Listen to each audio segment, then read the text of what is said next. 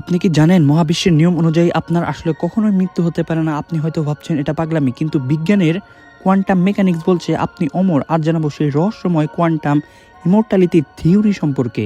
এই থিওরি অনুযায়ী প্রতিবার যখন আপনি কোনো মারাত্মক বিপদে পড়েন বা মৃত্যুর কাছাকাছি যান, মহাবিশ্ব তখন দুই ভাগে ভাগ হয়ে যায়। এক মহাবিশ্বে হয়তো আপনার মৃত্যু ঘটে, কিন্তু অন্য একটি সমান্তরাল মহাবিশ্বে বা প্যারালাল ইউনিভার্সে আপনি বেঁচে যান। আপনার সচেতনতা বা কনসাসনে সবসময় সেই ইউনিভার্সেই চলে যায় যেখানে আপনি জীবিত আছেন।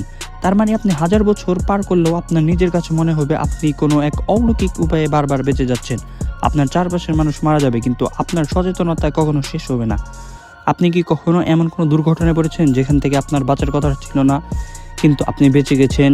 হয়তো সেই দিন অন্য কোনো মহাবিশ্বে আপনার মৃত্যু হয়েছিল। তাহলে কি আমরা সবাই অমর? আপনার কি কখনো মনে হয়েছে আপনি কোনো বড় বিপদ থেকে অলৌকিকভাবে বেঁচে গেছেন? কমেন্টে আপনার সেই অভিজ্ঞতার কথা জানান।